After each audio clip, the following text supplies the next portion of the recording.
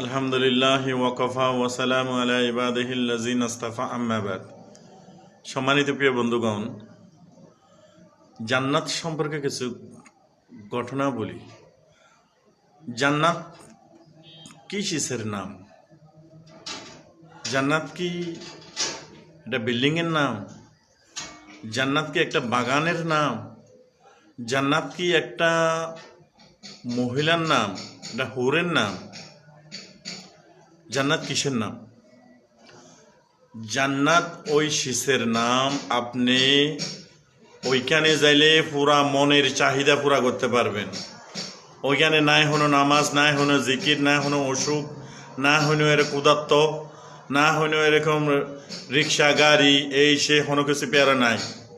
ওইখানে শুধু আয়াসি আর খুশি, শান্তি আর শান্তি। মনের চাহিদা পুরা করার নাম হলো জান্নাত। সুবহান।